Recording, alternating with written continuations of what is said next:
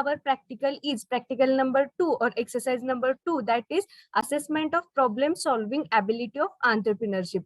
Then in previous lecture also we have studied about what is assessment, what is entrepreneur. Then today also we are going to see what is assessment means.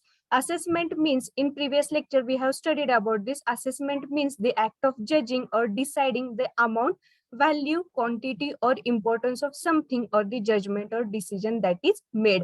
Assessment means what? Means to find out or to know or to judge or to decide what is the importance of that particular value or particular thing or particular program or a particular project. That is known as assessment. Means to find out or to judge, that is known as assessment. Then the next term is what is problem. Problem means which type of issues or what type of consequences we face in our day-to-day life, or what type of problems or what type of issues faced by an entrepreneur when by setting up an enterprise or running any type of enterprise. That time what problems or which types of problems he is facing, that we are means we are going to know according to this. Means problem means it is a condition that is considered undesirable to human being. That problem is that is condition which is undesirable for human being. It is not desirable for human being. Means it is any type of issue or any type of consequences facing by a human being, that is known as problem. Means as we know that every problem brings a solution with it. There is no any type of problem that is without any solution. That's why when there is a problem, that time solution also is available with that problem also. Then next term is situation. What is situation? It is a statement of existing state of affairs that include cultural, social, economic and physical condition of particular group of people.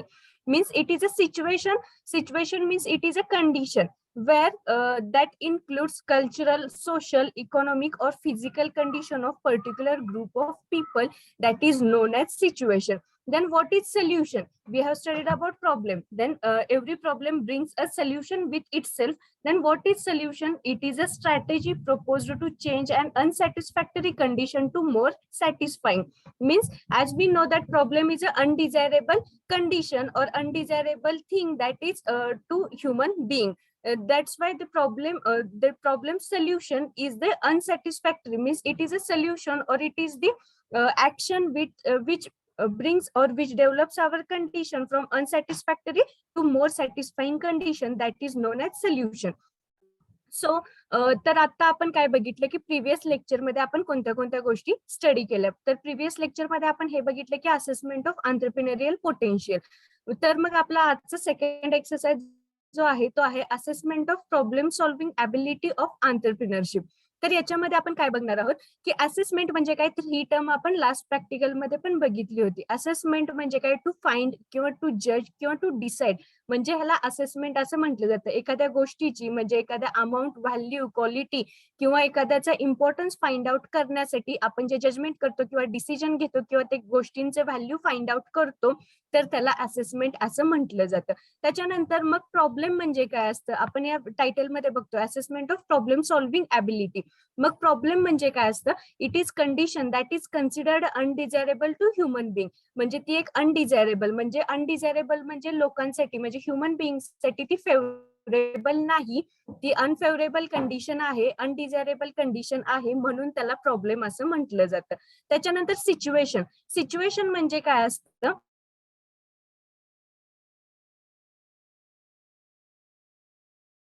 मध्ये different existing states असतात. मग त्याच्यामध्ये कोणत्या कोणत्या different existing states असतात, तर त्याच्यामध्ये cultural states असतात, त्याच्यानंतर इकॉनॉमिक स्टेट्स असतात, सोशल स्टेट्स असतात किंवा physical condition of particular group of people, ह्या पण स्टेट्स त्याच्यामध्ये इन्व्हॉल्व असतात. त्याच्यानंतर अजून एक आहे ते म्हणजे प्रॉब्लेम सोबत आपला सोल्युशन पण. प्रॉब्लेम जेव्हा येत असतो तेव्हा तो एकट्याने येत नसतो, त्याच्यासोबत एक सोल्युशन येत असतं. मग त्या प्रॉब्लेमचं सोल्युशन फाइंड आउट कसं करायचं आपण, तर त्याच्यासाठी एक डिफरंट स्ट्रॅटेजीज असतात.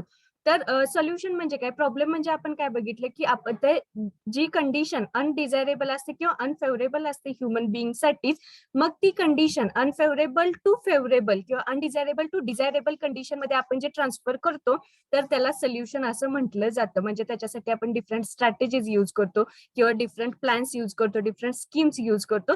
तर ती डिझायरेबल कंडिशन किंवा अनफेवरेबल कंडिशन फेवरेबलला कन्वर्ट करण्यासाठी किंवा डिझायरेबल सिच्युएशनला कन्वर्ट करण्यासाठी तर त्याला सोल्युशन असं म्हटलं जातं. Then next is what is problem solving. Now we have studied about what is problem, what is solution, then what is actually a problem solving means. Problem solving means it is an ability or skill which you mostly require at the workplace. Means it is not referred to a particular workplace only. Problem solving ability or skill we have to develop for a lifetime purpose in our life also, because in every situation we face some types of problems. That time we should have this ability to get or to find out the solution of our problem. That's why problem solving ability plays an important role in our day-to-day life also. An entrepreneur who can one who can have these types of problem solving abilities, such like for solving any type of problem, firstly you have to identify and find the root cause of the problem. Means for finding out any type of solution of any problem, firstly we have to identify what is our problem, what are the actual roots or causes of that problem, and if we will know about this problem and what are the causes of that problem, then only we are able to solve our problem. Then next thing is that problem solving thing includes use your creative skills when analyzing the solution. Means whenever we are going to analyze our solution or whenever we are going to find out the solution of that particular problem, that time we have to create different types of skills, or we have to develop our creative skills to solve our problem or analyze what type of solution we can find out to our that particular problem. Then next thing is find the best steps to solve problem. Firstly we have identified our problem, and along with identification of that problem we have find out the actual root cause of that problem. Next is that we have used the creative skills for analyzing the solutions. Means we have gone out of the box to find out the solution of that particular problem. And then next is find the best steps to solve problem. By analyzing different creative skills or different creative steps, we are going to find out which step is suitable or best to solve that particular type of problem. Then next is finally need to implement the solution. As we are getting, after we get that which is the best step to solve the problem, after that we are going to implement that solution to solve our problem for a final purpose. That things are included in problem solving. Firstly we have studied here that in problem solving is ability or skill that is required in our day-to-day life. And next thing is this entrepreneur should have these qualities or abilities. First is he firstly have to identify what is the problem. He have to find out what are the root causes of that problem. Secondly he have to use the creative skills for analyzing the solution of that problem.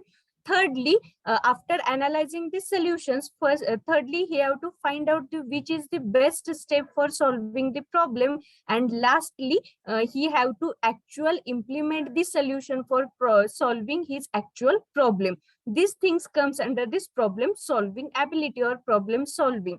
तर आपण या problem solving मध्ये काय बघितलं, आपण पहिला बघितलं assessment म्हणजे काय, प्रॉब्लेम म्हणजे काय, त्याच्यानंतर सोल्युशन म्हणजे काय. तर ह्या सगळ्या गोष्टी आपण बघितलेल्या आहेत. तर त्याच्यानंतर आपण कोणत्या गोष्टी बघतोय की प्रॉब्लेम सॉल्विंग म्हणजे काय असतं. तर प्रॉब्लेम सॉल्विंग म्हणजे काय असतं की प्रॉब्लेम सॉल्विंग ही एक ॲबिलिटी आहे किंवा स्किल आहे. तर ही स्किल आपल्याला डेव्हलप करावी लागते किंवा इनबिल्ट स्किल असते. तर याच्यामध्ये काय होतं की आपण जे काय आपल्याला डे टू डे लाईफ मध्ये पण ही स्किल आपल्याला आपल्यामधली इम्प्रूव्ह केली पाहिजे, कारण की आपल्याला डे टू डे लाईफ मध्ये पण वर्क प्लेस वरती पण किंवा जे स्टुडंट लाईफ मध्ये पण डिफरंट इश्यूज येत असतात, प्रॉब्लेम्स येत असतात, तर ते सॉल्व्ह करण्यासाठी किंवा ऍज अ आंतरप्रिनर म्हणून जो कोण बिझनेस करणारा असतो, आंतरप्रिनर असतो, तर त्याला प्रॉब्लेम्स येत असतात. मग त्यांनी कोणत्या वेनी ते सॉल्व्ह केले पाहिजेत किंवा ते रिझॉल्व्ह केले पाहिजेत, तर त्याच्यासाठी इथं 4 ऑप्शन्स दिलेले आहेत किंवा 4 स्टेप्स दिलेले आहेत की ते प्रॉब्लेम कसा सॉल्व्ह करायचा याच्यासाठी. मग पहिली स्टेप याच्यामध्ये अशी दिलेली आहे की आंतरप्रिनरनी पहिल्यांदा काय केलं पाहिजे, की पहिल्यांदा त्यांनी तो प्रॉब्लेम काय आहे तो आयडेंटिफाय केला पाहिजे. त्याच्यानंतर त्या प्रॉब्लेमचे ऍक्च्युअल रूट्स काय आहेत किंवा त्याचे ऍक्च्युअल कॉजेस काय आहेत की ज्याच्यामुळे तो प्रॉब्लेम क्रिएट झाला, हे फाइंड आउट केलं पाहिजे. त्याच्यानंतर त्यांनी दुसरी स्टेप ही घेतली पाहिजे की त्यांनी क्रिएटिव्ह स्किल्स ज्या आहेत, आउट ऑफ दी बॉक्स जाऊन किंवा रेग्युलर ज्या काही स्किल्स आपण यूज करतो सोल्युशन फाइंड आउट करण्यासाठी किंवा अनालाइज करण्यासाठी, तर आउट ऑफ दी बॉक्स जाऊन क्रिएटिव्ह स्किल्स यूज केल्या पाहिजेत किंवा न्यू टेक्निक्स यूज केल्या पाहिजेत प्रॉब्लेमचं सोल्युशन फाइंड आउट करण्यासाठी किंवा ते प्रॉब्लेमचं सोल्युशन अनालाइज करण्यासाठी. त्याच्यानंतर तिसरं आहे, तिसरी स्टेप अशी आहे की आपण जे सोल्युशन म्हणजे क्रिएटिव्ह वे मध्ये सोल्युशन जे फाइंड आउट केलं, त्या सोल्युशन्स मधलं आपल्याला बेस्ट स्टेप कोणती आहे ऍक्च्युअल आपला प्रॉब्लेम सॉल्व्ह करण्यासाठी हे फाइंड आउट करायचं. त्याच्यानंतर लास्ट जी स्टेप आहे, फायनल जी स्टेप आहे, त्याच्यामध्ये असं सांगितलेलं आहे की आपल्याला तो प्रॉब्लेमचं सोल्युशन, बेस्ट सोल्युशन प्रॉब्लेमचं आपल्याला भेटलेलं आहे. त्याच्यानंतर आपण ते भेटलेलं सोल्युशन कसं इम्प्लिमेंट करायचं की ज्याच्यामुळे आपला जो प्रॉब्लेम आहे, ऍक्च्युअल जो काही प्रॉब्लेम आहे तो कसा रिझॉल्व्ह होईल किंवा तो सॉल्व्ह होईल, याच्यासाठी ते ऍक्च्युअली जे काही सोल्युशन आहे अनालाइज केलेलं, फाइंड आउट केलेलं, ते आपण इम्प्लिमेंट करायचं. तर ही प्रोसेस जर आपण फॉलो केली तर त्याच्यामुळे आपल्याला जो काही आंतरप्रिनर असतो किंवा आपण पण आपल्या डे टू डे लाईफ मध्ये हे प्रॉब्लेम सॉल्व्ह करू शकतो. Then next is steps to develop an impressive answer to problem solving questions.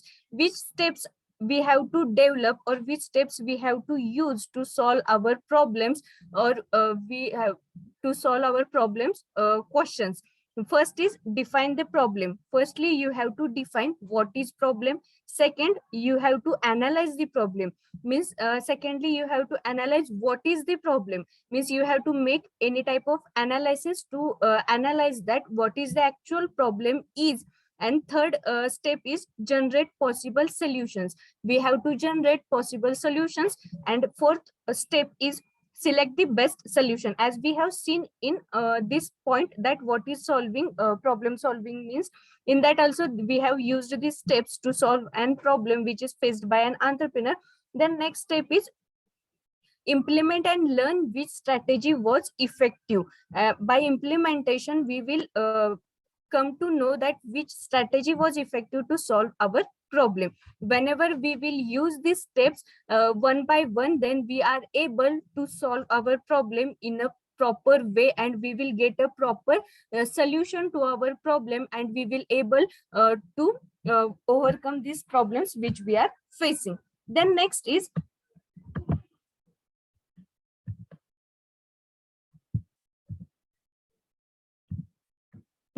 common examples of problem solving interview questions. Means whenever you are facing any type of interview or giving any type of interview, that time they are asking you some types of problematic questions, and they are asking you please resolve this in your way, or please give the appropriate answer to solve this type of problem.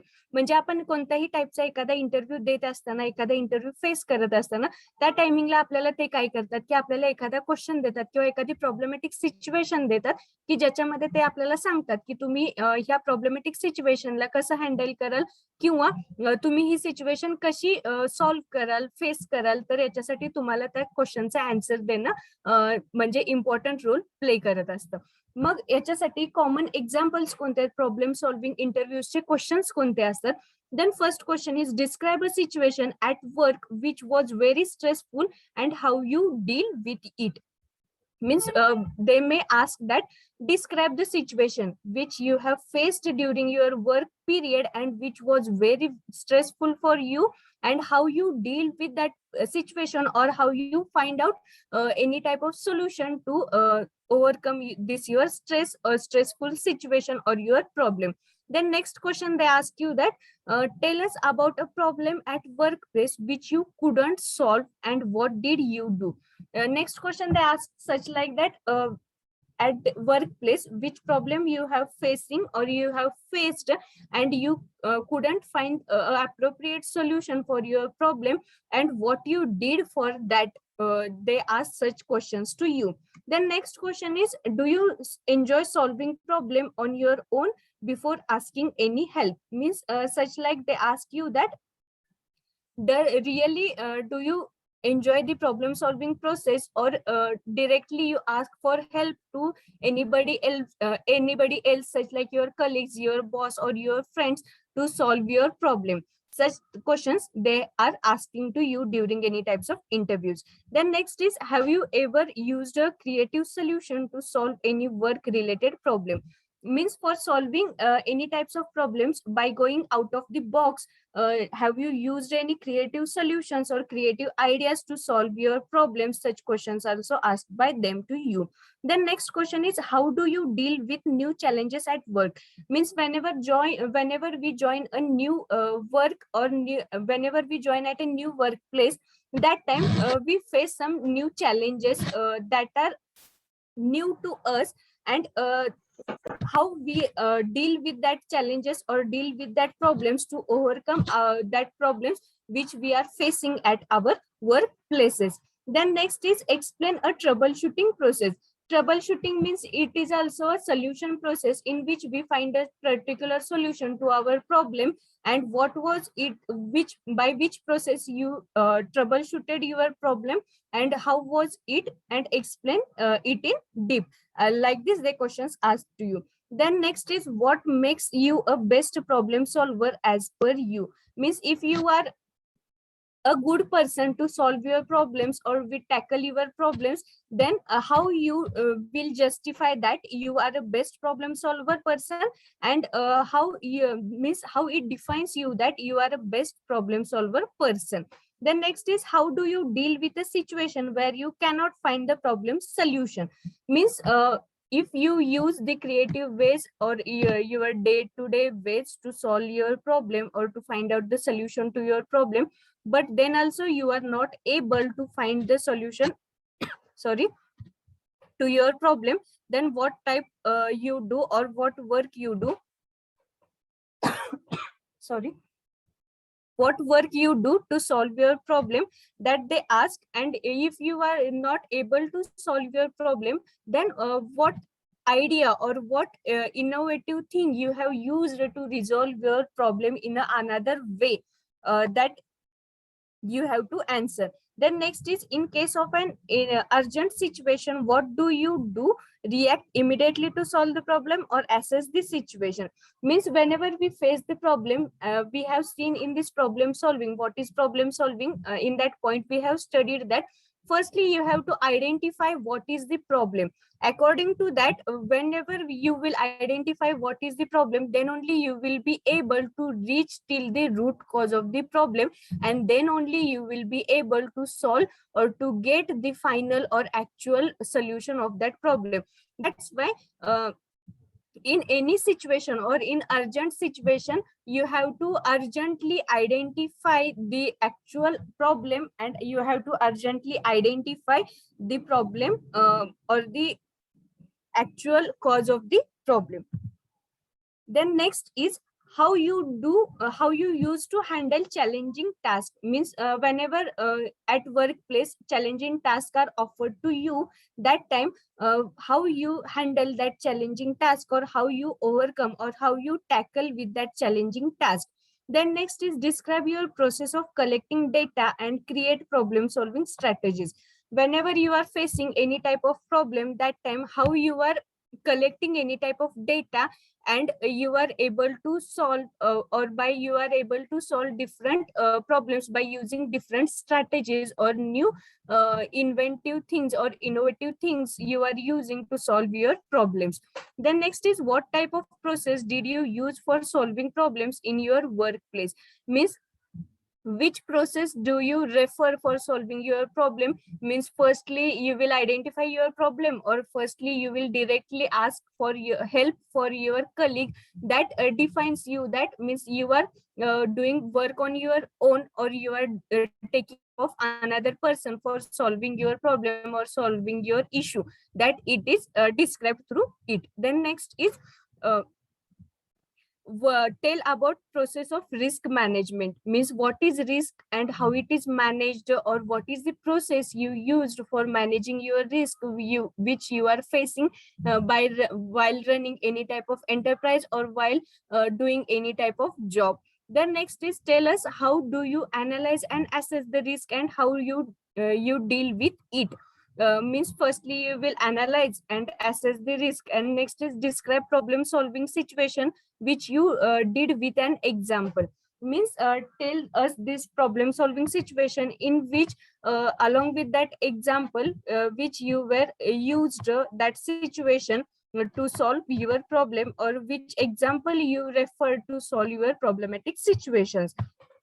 These types of questions are asked during interview session. When you go for interview at workplace, that time they will give you any type of problematic situation, and according to that they will tell you that you have to solve this situation by your own, and according to that they will judge your presence of mind or problem solving ability.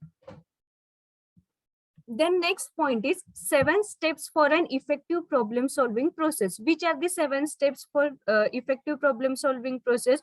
By using these 7 steps, we can effectively solve our problem. That's why these 7 steps are used.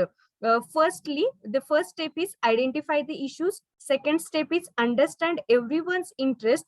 Third step is list the possible solutions. Fourth step is evaluate the options. Fifth step is select an option or options. Sixth step is document the agreements. And seven, agree on contingencies, monitoring and evaluation. Firstly, we will see these steps one by one. Then first step is identify the issues. Which issues you are facing? Firstly, you have to identify the problem or identify the issue. According to that, you have to start your you have to start your work, or you have to start to solve your problem. First is in identifying issues, be clear about what the problem is. Means firstly you have to identify what the problem is. Then next is remember that different people might have different views of what the issues are. Means according to the nature of people differently, the towards one problem, different peoples can have different viewpoints regarding that problem. That's why it may vary solution to solution from a different person to person. Then next is separate the listing of issues from the identification of interest. In this firstly what we have to do म्हणजे identify the issues. म्हणजे याच्यामध्ये 7 steps सांगितलेल्या आहेत problem solving process मध्ये.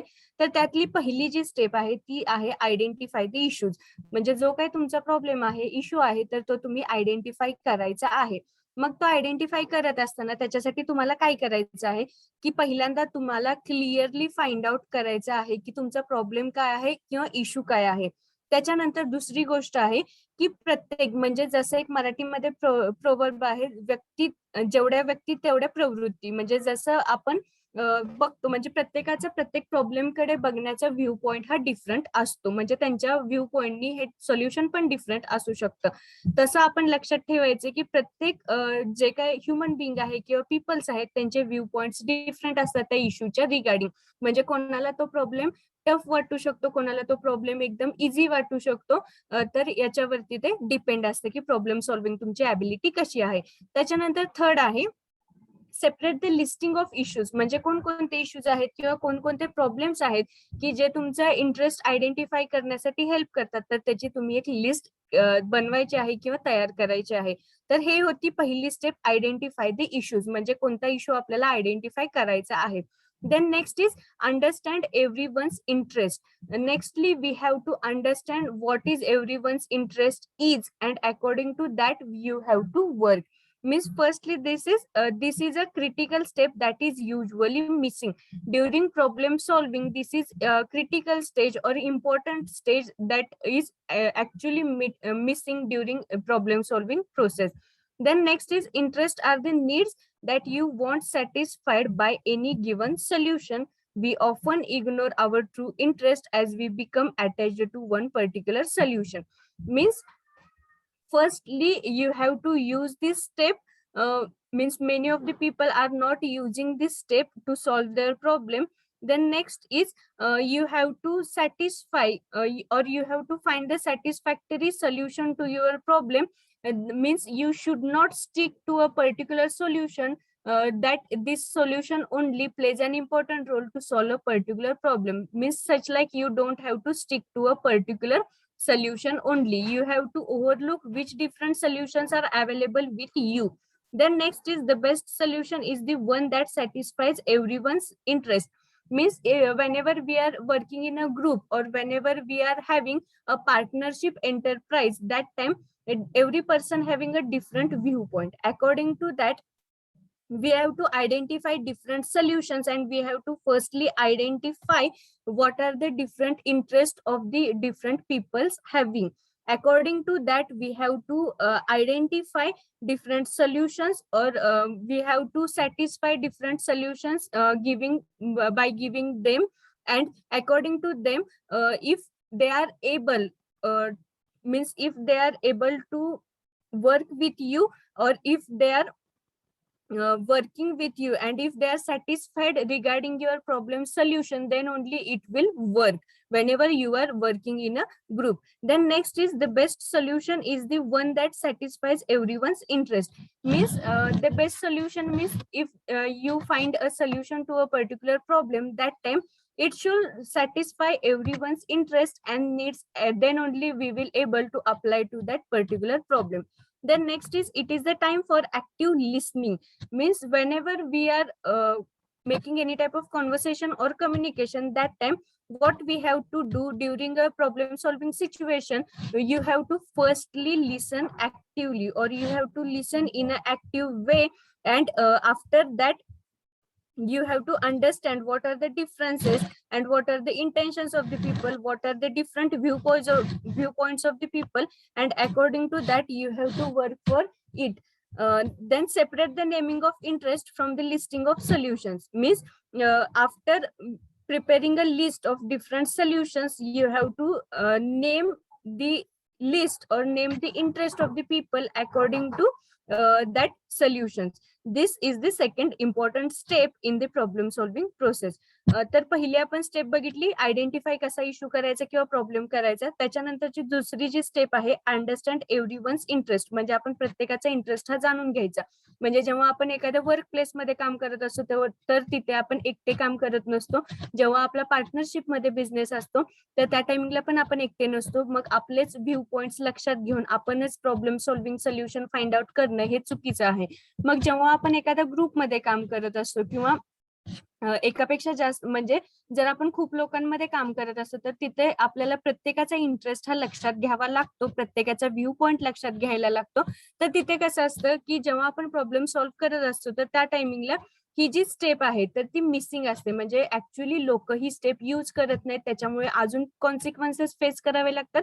किंवा जे काही आपले पार्टनर्स असतात किंवा आपण एखाद्या टीम मध्ये काम करत असतो तर त्या टायमिंगला ही जर स्टेप आपण फॉलो नाही केली तर प्रॉब्लेम सॉल्व्हिंग करण्याच्या बदल्यात आपल्यामध्ये मिसअंडरस्टँडिंग क्रिएट होत असतात.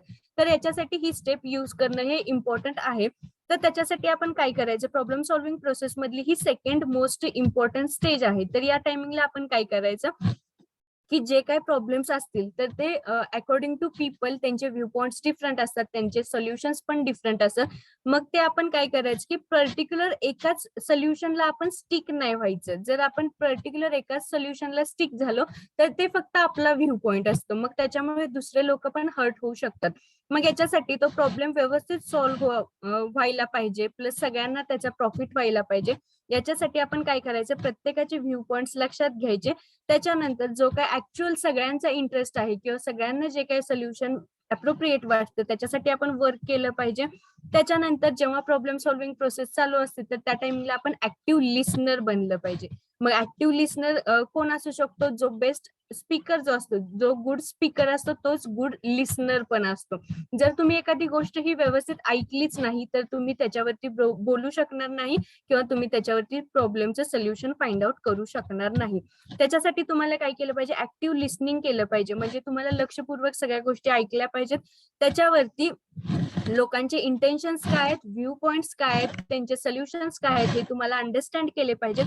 त्याच्यानंतर आपण जे काही डिफरंट सोल्युशनची लिस्ट आहे तर ती आपण बनवत असताना लोकांचे इंटरेस्ट जे काय असतील, डिफरंट पीपलचे डिफरंट इंटरेस्ट असतील, अकॉर्डिंग टू दॅट तर तिथं आपण काय करायचं की ज्यांचा जो व्ह्यू पॉइंट आहे, ज्यांचं जे सोल्युशन आहे त्याच्या समोर त्यांचा जो काही इंटरेस्ट आहे तो सेपरेटली लिहायचा त्यांच्या अकॉर्डिंग आणि त्याच्यानंतर त्यातून आपण एखादं सोल्युशन हे आयडेंटिफाय करू शकतो.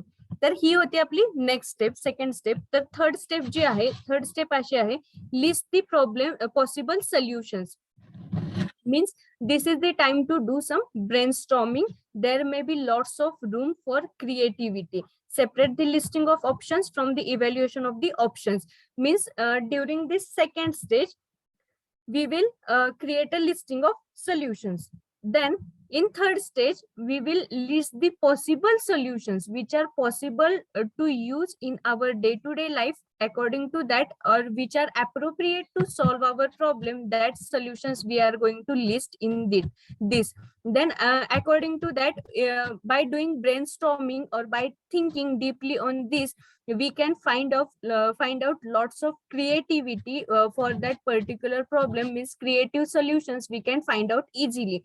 According to that, we have to we have to prepare separate list according to the evaluation of the options. In second step we have prepared a list of the solutions. According to that, in third stage what we have to do, after evaluating all the solutions, we have to prepare a separate list which is appropriate or which that solutions are appropriate for solving our problem. Then next third step is evaluate the options.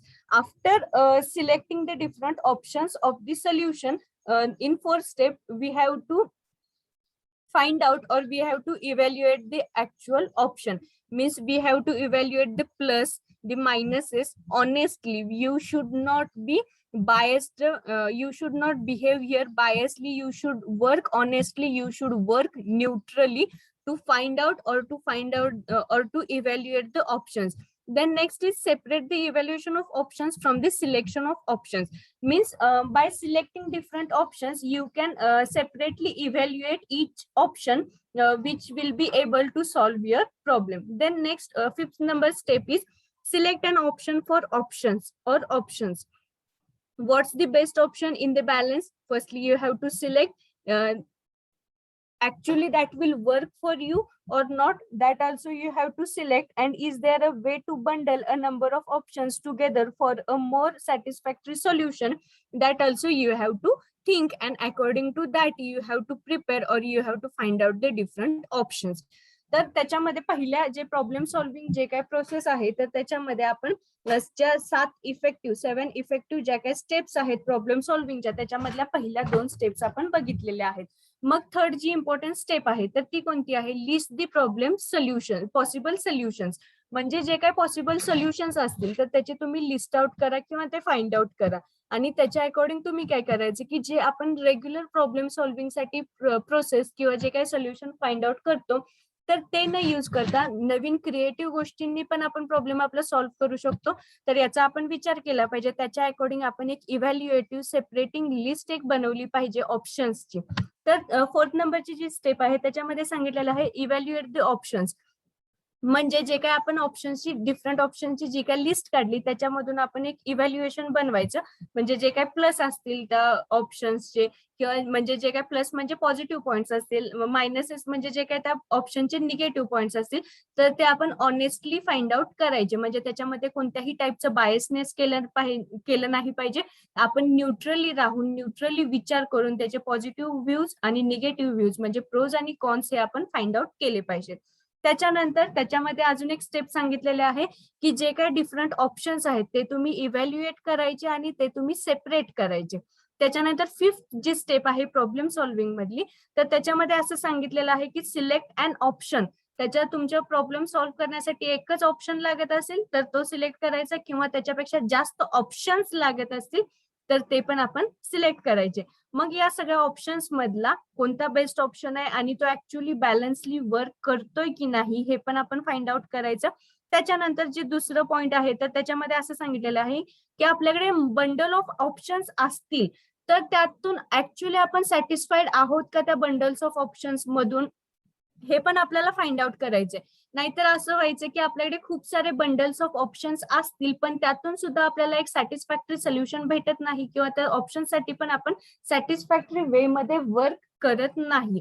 तर याच्यासाठी आपण या सगळ्या गोष्टी find out करायच्या किंवा evaluate करायच्या असतात. त्याच्यानंतर जो सिक्स जी स्टेप आहे, document the ऍग्रीमेंट्स.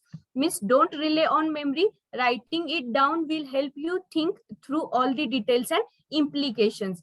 Means whenever you will get appropriate solution or you will think that these solutions will work to solve your problem, that time you should not depend on your memory. You have to write down that things, or you have to note down that agreements, and according to that you have to find out the details of that particular solution. What are the implications, means whenever you will use that solution to solve your problem, that time what will the implications we will get to solve that problem, or which types of implications we have to study, or implications or different suggestions we have to understand to actually solving our problem. This we have to firstly miss clear this things firstly by ourselves. म्हणजे यातली six step आहे document the agreements. म्हणजे जे काही agreements असतात ते आपल्या प्रॉब्लेमचं solution आपल्याला ऍग्रीएबल वाटतं, ते आपल्याला अप्रोप्रिएट वाटतं, मग त्या टायमिंगला आपण काय करायचं, आपण मेमरीवरती डिपेंड न करता आपण त्या गोष्टी नोट डाऊन करायच्या की याच्यामधून आपल्याला हे सोल्युशन फाइंड आउट झालं तर हे सोल्युशन ऍक्च्युअली आपला प्रॉब्लेम सॉल्व्ह करण्यासाठी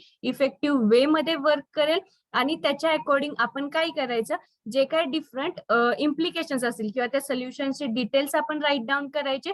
त्याच्यानंतर त्याच्यावरती आपण थिंक करायचं. त्याच्यानंतर जे काही इम्प्लिकेशन्स असतील म्हणजे आपल्याला तो प्रॉब्लेम फेस करावा लागला तर त्याचे आपण आयडेंटिफिकेशन केलेलं असतं की कशामुळे आपल्याला हा प्रॉब्लेम फेस करावा लागला. त्याच्या अकॉर्डिंग आपण त्याचे इम्प्लिकेशन्स फाइंड आउट करायचे. म्हणजे हे जर सोल्युशन आपण त्याच्यासाठी यूज केलं तर त्याच्यातून आपल्याला काय प्रॉफिट होईल, किंवा कसा कोणत्या वेनी आपण हा प्रॉब्लेम सॉल्व्ह करू शकतो, रिझॉल्व्ह करू शकतो, आणि ज्याच्यामुळे आपल्याला फ्युचरमध्ये जाऊन परत तो प्रॉब्लेम फेस करावा लागणार नाही. यासाठी आपण ह्या सगळ्या गोष्टी प्रॉपरली राईट डाऊन केल्या पाहिजेत. त्याच्यावरती आपण व्यवस्थित डीपली थिंकिंग केलं पाहिजे, आणि मगच ते सोल्युशन जे असेल आपल्याला अप्रोप्रिएट वाटेल तेव्हा ते आपण त्याच्यासाठी हे यूज करायचं आहे. Then last is agree on contingencies, monitoring and evaluation. Then what is contingencies. Contingencies म्हणजे काय की फ्युचरमध्ये जर आपल्याला एखादा प्रॉब्लेम येईल असं वाटत असेल, म्हणजे आपण त्याच्याबद्दल फर्म नसू किंवा आपल्याला वाटत नसेल की तो फर्मली येईल किंवा नाही, म्हणजे आपल्याला त्या प्रॉब्लेम बद्दल अनसर्टेनिटी असेल, आपण त्या प्रॉब्लेम बद्दल सर्टेन नेचरमध्ये नसेल, तर त्या टाइमिंगला काय करायचं, जर आपण त्याच्यासाठी कॉन्टिंजन्सीज म्हणजे प्री प्लॅन करायच्या गोष्टी, म्हणजे जर आपल्याला फ्युचरमध्ये एखादा प्रॉब्लेम फेस करावा लागणार असेल तर त्याचं ऑलरेडी त्याच्यासाठी तो प्रॉब्लेम जर आपल्याला फेस करावा लागलाच फ्युचरमध्ये, तर आपण त्याच्यासाठी कोणत्या जे काही गोष्टी आहेत किंवा त्याचं सोल्युशन आता प्रेझेंटमध्ये आपण कसं फाइंड आउट करायचं किंवा कोणतं सोल्युशन आपण त्याच्यासाठी यूज करू शकतो, ह्या आपल्याकडे जेव्हा गोष्टी अवेलेबल असतील तर आपण जेव्हा फ्युचरमध्ये एखादा प्रॉब्लेम फेस करू त्या टायमिंगला त्या प्रॉब्लेमचं सॉल्व्ह करण्यासाठी आपल्याला जास्त मेहनत नाही घ्यावी लागणार, कारण की तो प्रॉब्लेम येईल असं आपण ऑलरेडी फोर्सिन नेचर म्हणजे आंतरप्रेनर जो असतो तो फोर्सिन नेचरचा असतो, म्हणजे तो पुढच्या फ्युचरच्या गोष्टींचा विचार करून त्याच्या अकॉर्डिंग तो वर्क करत असतो. म्हणून तर तो आंतरप्रेनर असतो, तो अनसर्टेन थिंग्स ह्या सर्टेन थिंग्स मध्ये कन्वर्ट करू शकतो. तर याच्यासाठी आपण काय करायचं, कॉन्टिंजन्सीज म्हणजे काय की फ्युचरमध्ये येणाऱ्या गोष्टी अनसर्टेन थिंग्स बद्दल आपल्याला आधी माहिती असलं पाहिजे किंवा आपण त्याच्याबद्दल त्या गोष्टी एक्सपेक्ट केल्या पाहिजेत, आणि त्याच्या अकॉर्डिंग आपण काय करू शकतो, त्याच्या अकॉर्डिंग आपण एखादं सोल्युशन प्रिपेअर्ड ठेवू शकतो. म्हणजे जर आपल्याला एखादा प्रॉब्लेम हा फ्युचरमध्ये जाऊन फेस करावा लागला तर त्या टायमिंगला आपण तो प्रॉब्लेमचं सोल्युशन इझिली फाइंड आउट करू शकतो. Then next is monitoring. Monitoring means you have to identify, you have to look after, and evaluation means you have to evaluate which solutions are useful to you, which problems you are going to face by your mistakes or by different natural calamities or by different issues that you have to evaluate. Means in this conditions may change, means conditions are not similar. Means what is the today condition, we cannot justify that this condition will be similar to tomorrow. We cannot tell that what things are going to happen on next day or at evening time. That's why conditions vary or conditions are continuously changing.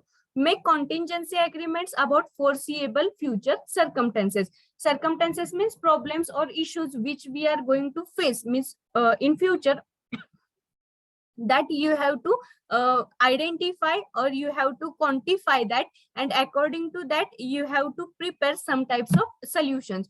Means how will you monitor compliance and follow through, means how you will monitor your problem, or how you will take follow up through different medias or through different ways. That also you have to firstly decide or work on that thing. Then next is create opportunities to evaluate and agreements and their implementation. Means firstly you have to create different opportunities, you have to evaluate the different agreements, and you have to implement that particular solution to find to your particular problem. म्हणजे आपण ज्या आतापर्यंत problem सॉल्व्हिंगच्या ज्या important 7 steps आहेत, तर त्या 6 steps मध्ये आपण काय बघितलेलं आहे की आपण एखादा प्रॉब्लेम कसा सॉल्व्ह करायचा किंवा त्याच्यासाठी कोणत्या स्टेप्स आपण फॉलो केल्या पाहिजेत. त्याच्यानंतर जी लास्टची स्टेप आहे, स्टेप नंबर 7, तर त्याच्यामध्ये काय सांगितलेलं आहे की तुम्ही कॉन्टिंजन्सीज वरती अग्री झालं पाहिजे, तुम्ही मॉनिटरिंग केलं पाहिजे, तुम्ही इव्हॅल्युएशन केलं पाहिजे. तर जो एंटरप्रेन्योर असतो तो फोर्स इन नेचरचा असतो. फोर्स इन नेचर म्हणजे काय की तो प्रेडिक्ट करत असतो की फ्युचरमध्ये जर आपल्याला अशा टाईपचा प्रॉब्लेम फेस करावा लागला तर त्याच्यासाठी आपण ऑलरेडी कसं तयार राहिलं पाहिजे किंवा त्याच्यासाठी आपण एखाद्या टाईपचं कोणतं सोल्युशन क्रिएट करून ठेवलं पाहिजे. त्याच्यासाठी पहिले जे आहे तर त्याच्यामध्ये काय असतं की कंडिशन्स चेंज होत असतात. म्हणजे आता जी सिच्युएशन आहे ती एका तासांनी 2 तासांनी तीच राहते असं होत नाही. आज जी सिच्युएशन आहे ती उद्या चेंज होऊ शकते किंवा उद्याची जी सिच्युएशन आहे ती परवा दिवशी चेंज होऊ शकते. तर याच्यासाठी कंडिशन्स ह्या चेंज होत असतात, कंडिशन्स व्हॅरी होत असतात.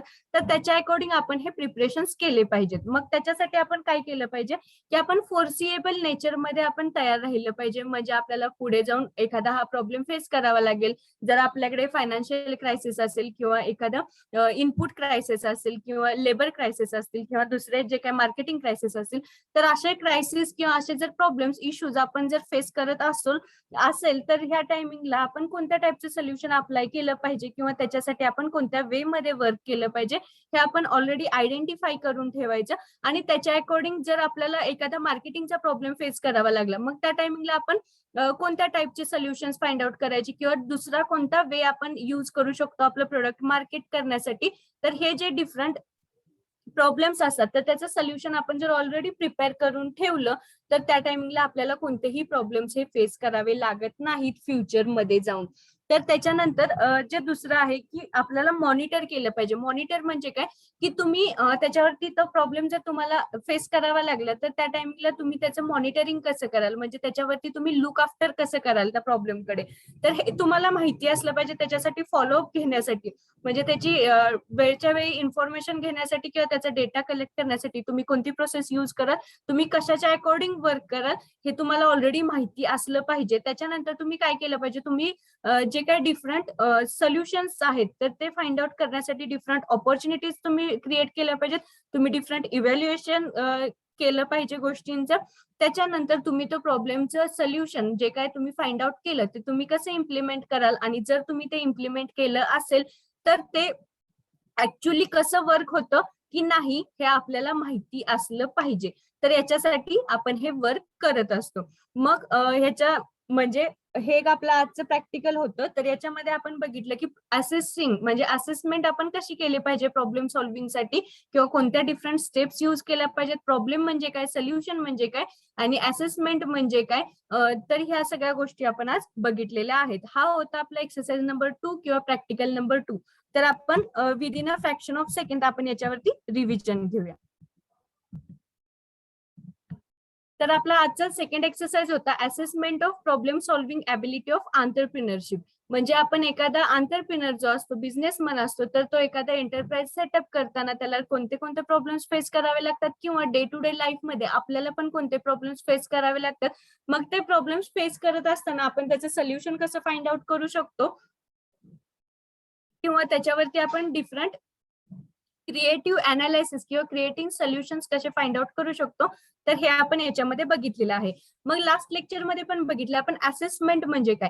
तर असेसमेंट म्हणजे काय, हे एक ऍक्ट आहे जज करण्याचं किंवा डिसाइड करण्याचं किंवा फाइंड आउट करण्याचं एखाद्याची अमाऊंट, व्हॅल्यू किंवा क्वालिटी किंवा एखाद्या गोष्टीचं इम्पॉर्टन्स हे फाइंड आउट करण्यासाठी हे असेसमेंट यूज केलं जातं. म्हणजे हा एक ऍक्ट आहे जज करण्याचा किंवा डिसाइड करण्याचा.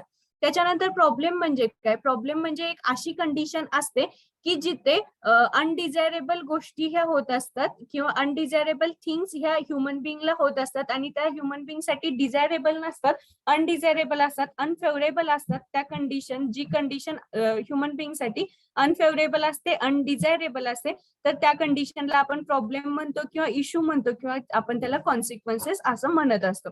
मग त्याच्यानंतर सिच्युएशन म्हणजे काय, की सिच्युएशन म्हणजे काय, की ती एक कंडिशन असते किंवा ती एक स्टेटमेंट असते एक्झिस्टिंग स्टेट ऑफ अफेअर्सची, की ज्याच्यामध्ये कोणकोणते अफेअर्स इन्क्लूड असतात. तर त्याच्यामध्ये कल्चरल अफेअर्स असू शकतात, सोशल अफेअर्स असू शकतात, त्याच्यानंतर इकॉनॉमिक अफेअर्स असू शकतात, फिजिकल अफेअर्स असू शकतात, पर्टिक्युलर ग्रुप ऑफ पीपल्स म्हणजे जे काय डिफरंट पीपल्सचे ग्रुप्स असतात, तर त्याच्यामध्ये हे डिफरंट आपल्याला जे काही प्रॉब्लेम्स आहेत किंवा सिच्युएशन्स आहेत ते आपल्याला बघायला मिळत असतात. त्याच्यानंतर जो लास्टचा पॉइंट आहे, फोर्थ कन्सेप्ट आहे सोल्युशन. जसं मी मागाशी सांगितलं, प्रत्येक प्रॉब्लेम हा एकट्याने येत नसतो, त्याच्यासोबत हे प्रत्येक वेळी सोल्युशन हे अवेलेबलच असतं. त्याच्यासाठी आपल्याला थोडेसे हार्डवर्क करावे लागतात, अनालिसिस करावं लागतं, मॉनिटरिंग करावं लागतं, फॉलोअप घ्यावं लागतं. त्याच्यानंतरच आपल्याला ते सोल्युशन आपण फाइंड आउट करू शकतो. मग सोल्युशन म्हणजे काय असतं, की ही एक प्रपोज्ड स्ट्रॅटेजी आहे, की प्रपोज्ड स्ट्रॅटेजी जर आपण ही यूज केली तर त्याच्यामुळे काय होतं, की अनसॅटिस्फॅक्टरी कंडिशन जी असते ह्युमन बिईंगची, ती सॅटिस्फॅक्टरी कंडिशन किंवा मोर सॅटिस्फाईंग कंडिशन मध्ये चेंज होऊ शकतो. तर अशा जी काही स्ट्रॅटेजी, प्रपोज्ड स्ट्रॅटेजी असते त्याला आपण सोल्युशन असं म्हणत असतो. त्याच्यानंतर आपण काय बघितलं, की प्रॉब्लेम सॉल्व्हिंग म्हणजे काय असतं किंवा त्याच्यामध्ये कोणत्या स्टेप्स यूज करायचे किंवा प्रॉब्लेम सॉल्व्हिंग म्हणजे काय असतं. तर प्रॉब्लेम सॉल्व्हिंग काय आहे, ही एक ॲबिलिटी आहे किंवा स्किल आहे, की ज्याच्यामुळे जी आपल्याला युजफुल असते किंवा जी आपण यूज केली पाहिजे डे टू डे लाईफ मध्ये किंवा वर्क प्लेस वरती, की ज्याच्यामुळे ही जर आपल्यामध्ये ॲबिलिटी इनबिल्ट असेल किंवा आपण जर नंतर डेव्हलप केली असेल, म्हणजे प्रॉब्लेम सॉल्व्हिंग ॲबिलिटी ही आपल्यामध्ये इनबिल्ट असते, ही आपलं सॉफ्ट स्किल असते, ही आपल्यामध्ये पहिल्यापासून असते. त्याच्यामध्ये पहिले परत आपल्याला जसे प्रॉब्लेम्स येतील त्याच्या अकॉर्डिंग आपण त्याच्यामध्ये मॉडिफिकेशन करत असतो किंवा लर्न करत असतो ही ॲबिलिटी. मग ही ॲबिलिटी यूज करून आपण एखादा प्रॉब्लेम कसा सॉल्व्ह करत असतो किंवा कसा फेस करत असतो किंवा त्याच्यातून आपण ओव्हरकम कसं करत असतो. मग त्याच्यासाठी जर आपल्याला एखादा प्रॉब्लेम सॉल्व्ह करायचा असेल किंवा एखादा इश्यू सॉल्व्ह करायचा असेल, तर त्या टायमिंगला आपण काय केलं पाहिजे, पहिल्यांदा आपण तो प्रॉब्लेम जो काय आहे तो आयडेंटिफाय केला पाहिजे, म्हणजे ऍक्च्युअल तो प्रॉब्लेम काय आहे हे आपण फाइंड आउट केलं पाहिजे.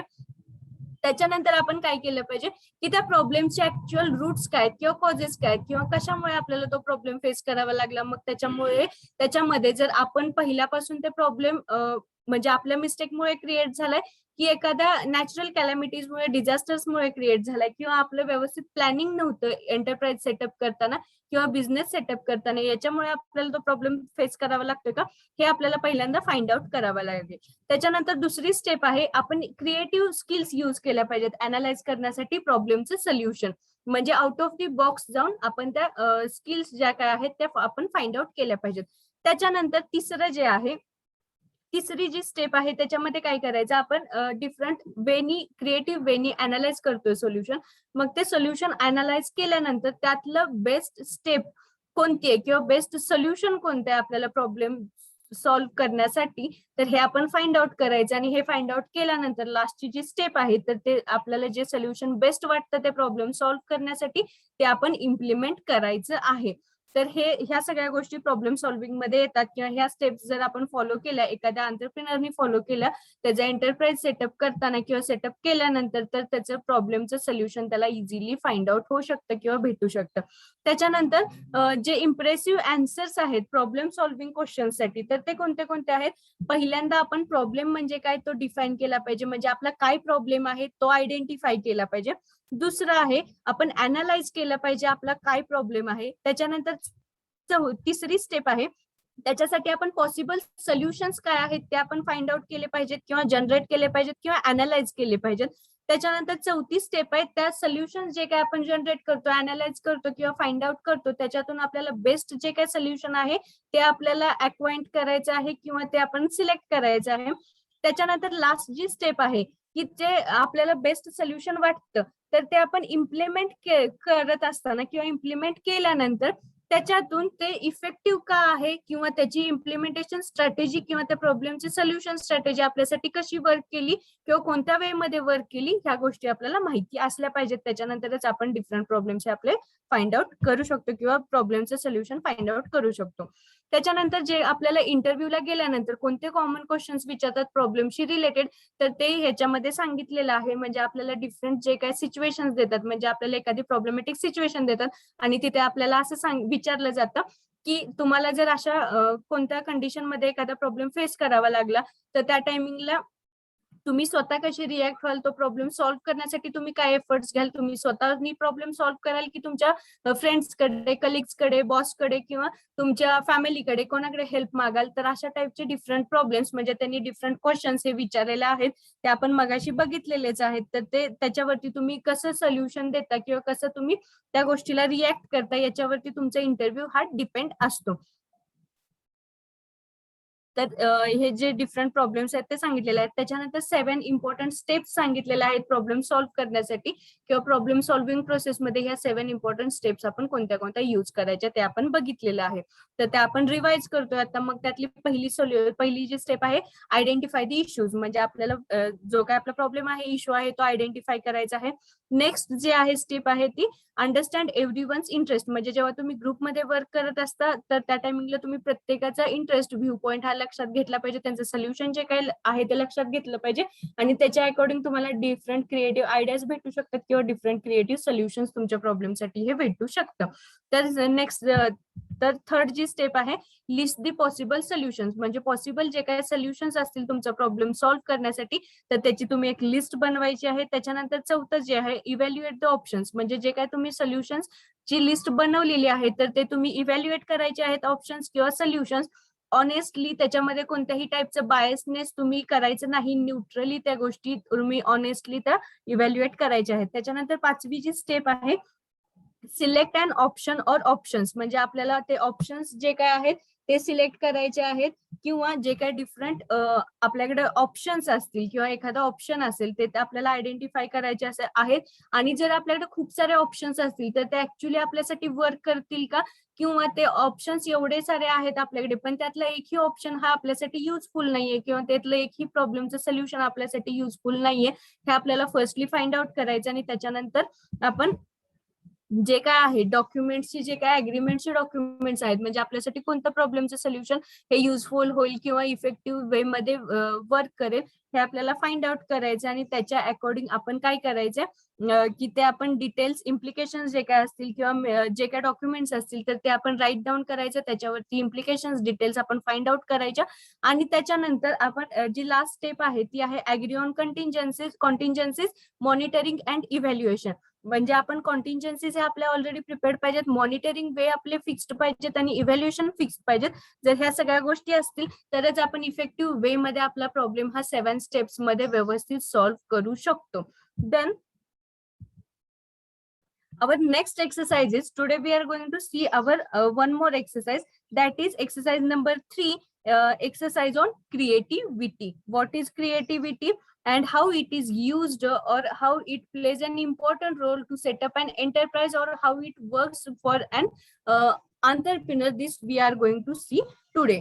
Then what is creativity? The definition of creativity is characterized by the ability to perceive the world in new ways, to find hidden patterns, to make connections between seemingly unrelated phenomena, and to generate solutions. Means creativity is the ability to perceive or to see the world in a new way or in a different view, and to find out different patterns or to make different connections between unrelated things or unrelated phenomena, and generate solutions to different problems or different ideas you have to generate by using this creativity. This is the definition of creativity.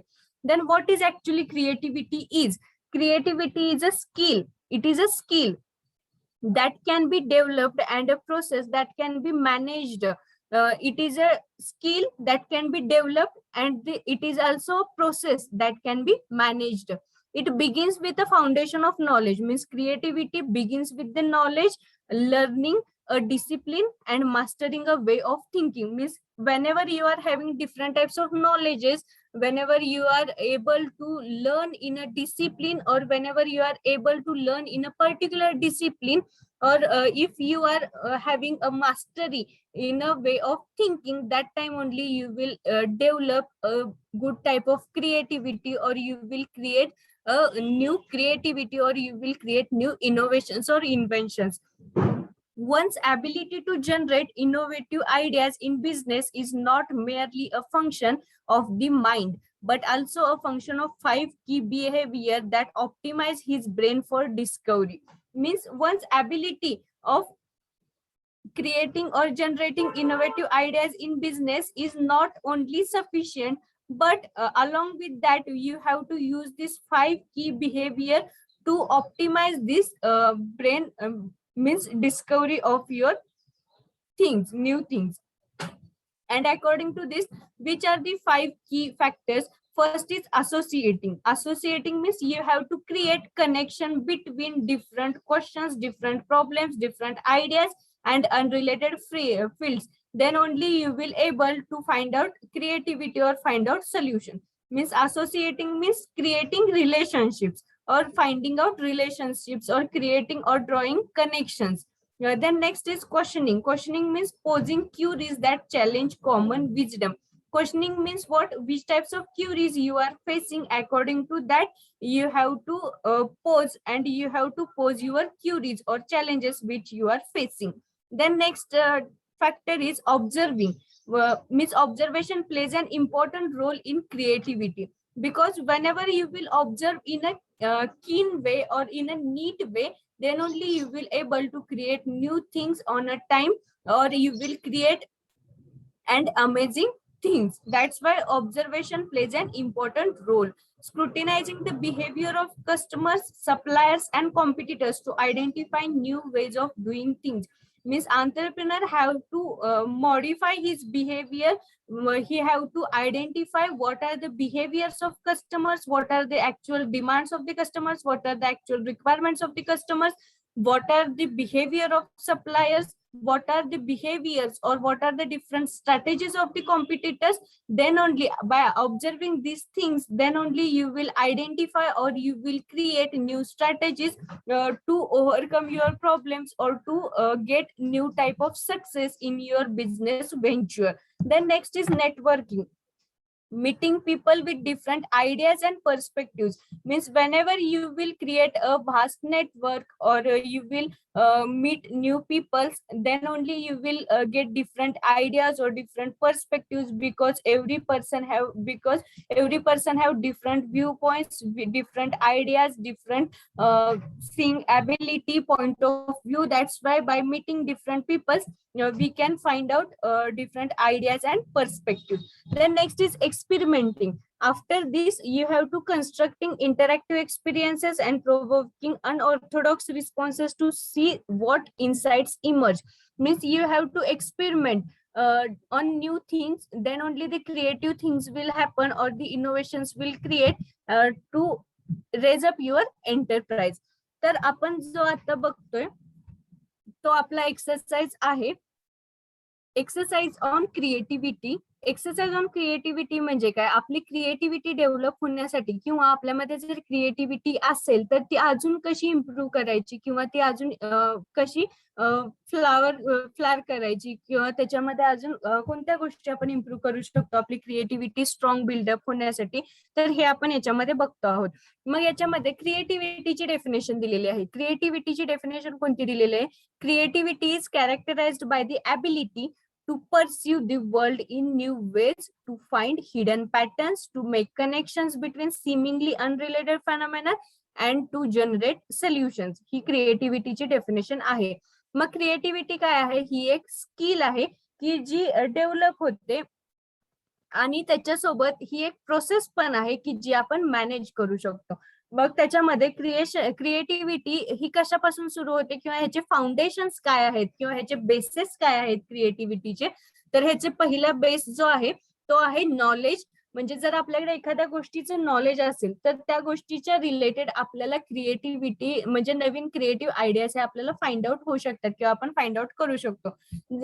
Knowledge काय important role play करतं creativity मध्ये, कारण की जर आपल्याकडे कोणत्याही गोष्टीचं म्हणजे half knowledge is always dangerous असं आपल्याकडे म्हटलं जातं.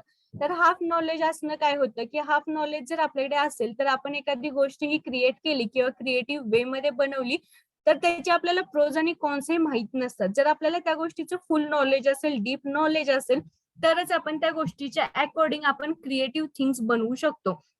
म्हणजे त्यातले आपल्याला माहिती असतात प्लस काय असतात, मायनसेस काय असतात, त्याच्या अकॉर्डिंग नॉलेज हे आपल्यासाठी इम्पॉर्टंट रोल प्ले करतं किंवा हे एक फर्स्ट बेसिक फाउंडेशन आहे क्रिएटिव्हिटीचं.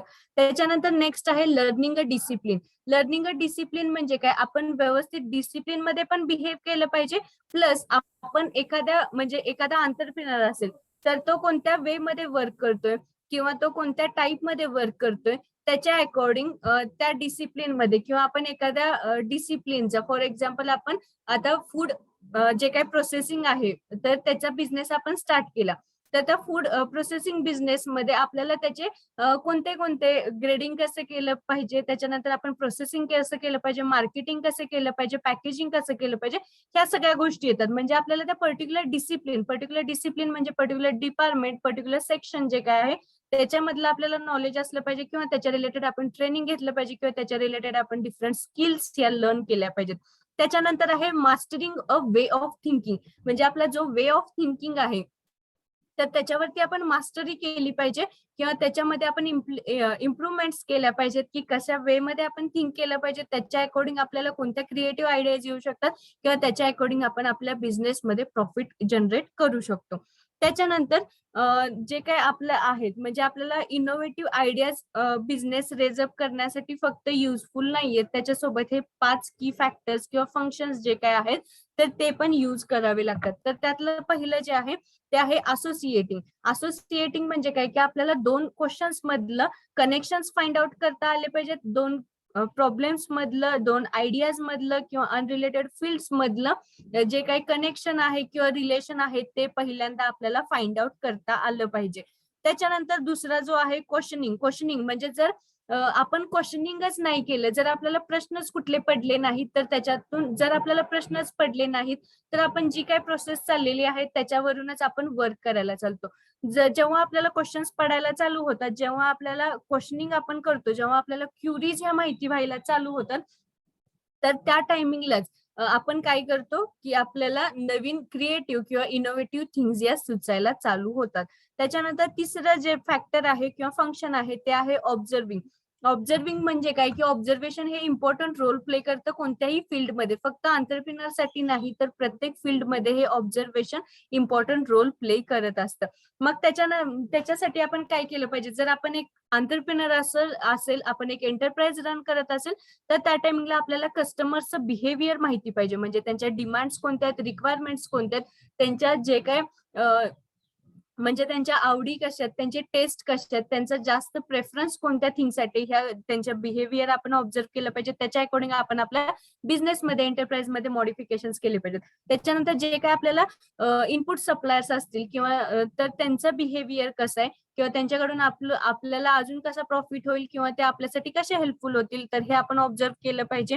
त्याच्यानंतर जे काही आपले कॉम्पिटिटर्स असतील, आपल्या एंटरप्राइजसाठी जे काही दुसरे कॉम्पिटिटर्स असतील, तर त्यांचं बिहेवियर आपण आयडेंटिफाय करायचं. ते काय मॉडिफिकेशन करतात त्याच्यापेक्षा आपण क्रिएटिव्ह वे मध्ये, इनोव्हेटिव्ह वे मध्ये मॉडिफिकेशन करायचं आपल्या एंटरप्राइज मध्ये, आणि अकॉर्डिंग टू दॅट आपण आपलं प्रॉफिट जनरेट करू शकतो किंवा आपल्याला जे काही क्रिएटिव्हिटी आहे ती आपण जनरेट करू शकतो. त्याच्यानंतर नेक्स्ट जे काही फंक्शन आहे किंवा फॅक्टर आहे तो आहे नेटवर्किंग. नेटवर्किंग म्हणजे काय की आपलं जे काही सोशल मीडिया नेटवर्किंग असतं किंवा जे काही आपलं पीपल्सचं नेटवर्किंग असतं किंवा मार्केटिंग नेटवर्किंग असतं, डिफरंट जे काही नेटवर्किंग असतात, तर त्याच्यामध्ये आपण नवीन नवीन पीपल्सना भेटत असतो. मग त्या नेटवर्किंग मध्ये काय केलं पाहिजे, जर आपण जास्त पीपल्सना भेटायला लागलो, जर आपलं नेटवर्किंग वाढायला लागलं, तर त्याच्यामुळे आपल्याला काय होतं की आपल्याला डिफरंट आयडियाज हे जनरेट होतात, आपले पर्स्पेक्टिव्ह डिफरंट आपल्याला बघायला मिळतात. त्याच्या अकॉर्डिंग आपण आपला एंटरप्राइज अजून कसा फुलफिल करू शकतो किंवा अजून कसा प्रॉफिटेबल करू शकतो याचा आपण विचार करू शकतो. याच्यासाठी आपण गुड नेटवर्किंग यूज केलं पाहिजे.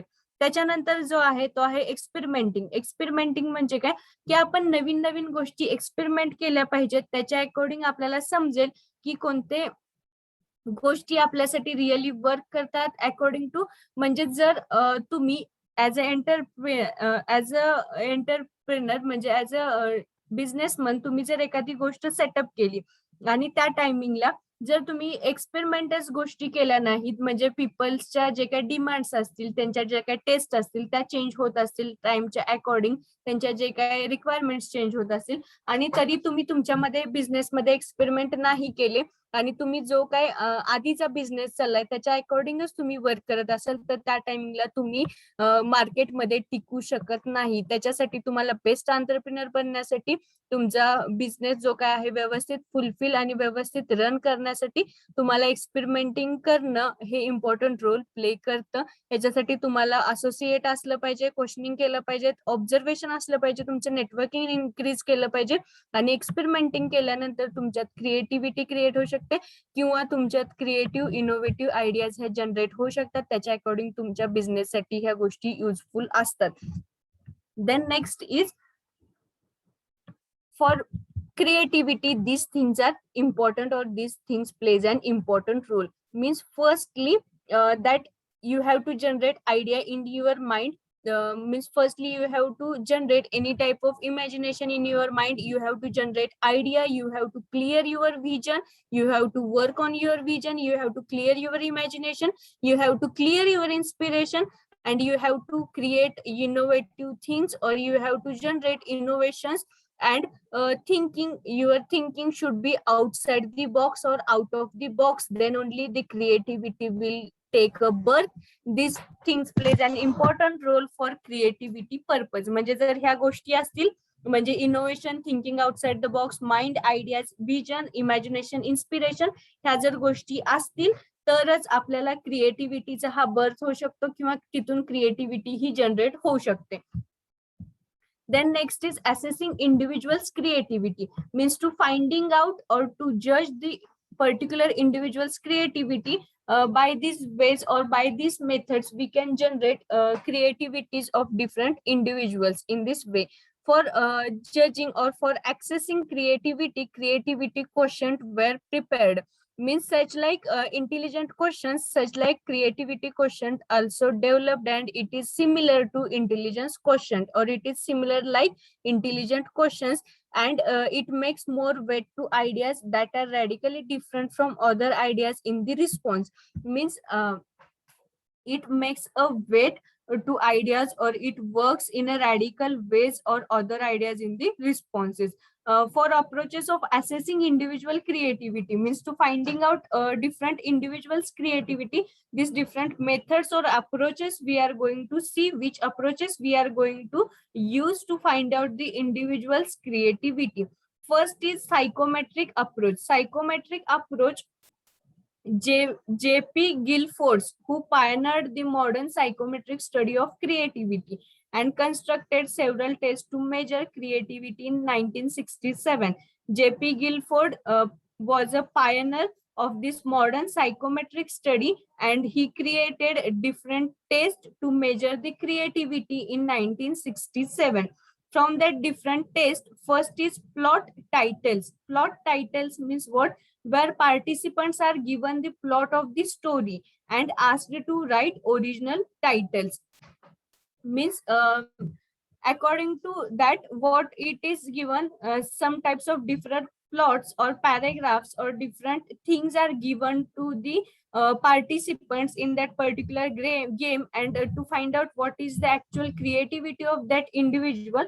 To find out these things, this first method is used. The plot titles means after allotting them any type of paragraph or plot, and they are told that to write the original titles or original headings of that plots. Then next is quick responses. Quick responses means what? Is a word association test scored for uncommonness. Means uncommonness means what? You have to give the answers or you have to give the responses out of the box, which are the innovative in nature or which are the creative in nature. Then next is figure concepts. Figure concepts means what? Where participants were given simple drawings of objects and individuals and asked to find qualities or features that are common by two or more drawings. These were scored for uncommonness. Means figure concepts means those participants who are participated, they are told to draw some simple objects and individuals and asked to find out the qualities or features of the common two or more drawings by, and that they are scored by uncommonness. Such these things are used in psychometric approach. Then fourth approach is used in this psychometric approach is usual uses. Means usual uses means you have to find out unusual unusual uses means it is to find out unusual uses for common everyday objects such as bricks. Means rather than building a building without bricks, rather than you have to tell what is the unusual, other than building a building, what is the use of the bricks you can use in your day-to-day life, that you have to tell. Then next is remote associations, means where participants are asked to find a word between two given words. Means for example, hand, fill in the blanks, call. Means hand and call, in between you have to place a word, then only you will become a creativity, or from that we are going to find out your creativity level. Then next is remote consequences. Remote consequences means what? Where participants are asked to generate a list of consequences of unexpected events. It means such like loss of gravity. If there is, what are the disadvantages, or what are the loss, or what are the consequences of gravity, such things are asked. Means such unexpected events, things, consequences are asked, and according to that the creativity of that person is judged. Then building on Guilford's work, Torrance developed Torrance test of creative thinking in 1966. Means Guilford, according to Guilford's works, this Torrance also developed a Torrance test of creative thinking in 1966. They involved a simple test of divergent thinking and other problem-solving skills which were scored on. First was that fluency, the total number of interpretable, meaningful, and relevant ideas generated in response to the stimulus. Means what is your fluency? Means are you able to pronounce the words which you are using in a proper fluent language? Are you fluent in your speaking skills? That are judged or that are identified. Then next is originality. Originality means what? The statistical rarity of the responses among the test subjects. Then next is elaboration. Elaboration means what? The amount of detail in the processes. Means you have to give the explanation, or you have to elaborate the details in the responses. These things comes under this Torrance test of creative thinking in 1966. Then next approach is social personality approach. Social person. Firstly, we have studied about psychometric approach, and this next is social personality approach. In this social personality approach, some researchers have taken a social personality approach to the measurement of creativity. Means some researchers have used to measure this creativity a social personality approach. In this personality traits such as independence of judgments, means what type of independence of judgments you have, what type of self confidence you have, attraction to complexity, aesthetic orientation, risk taking are used as measures of creativity of individuals. Means these traits, independence of judgment, self confidence, attraction to complexity, aesthetic orientation, risk taking, these measures are used to find out the creativity of the individuals. Then next is Gregory Fest showed that creative people tend to be more open to new experiences. Means they are extrovert in nature, or they are ready to experience new things. They are less conventional and less conscious, more self confident, self accepting, driven, ambitious, dominant, hostile, and impulsive in nature. According to Gregory Fest, creative peoples are open to new experiences. They are less conventional in nature. They are less conscious about themselves. They are more self-confident. They are self-accepting, self-driven. They are mostly ambitious. They are dominant in nature. They are hostile in nature and impulsive in nature. Openness, consciousness, self-acceptance, hostility, and impulsivity had the strongest effects of the traits listed. According to Gregory Fest, he told that openness, unconsciousness, self-acceptance, hostility, and impulsivity had the strongest effects of the traits listed. Then next is compared to non-artists, artists tend to have higher levels of openness to experience. Means which persons are not artists, they are having low levels of openness to experience and low levels of consciousness. Those persons who are not artists, they are having a low level of openness and high level of consciousness. But those people who are artists, they are having high level of openness and low level of consciousness. While scientists are more open to experience and conscious and higher in this confidence, dominance, facets of extroversion compared to non-scientists. This have been told in this social personality approach. Firstly, we will start from here.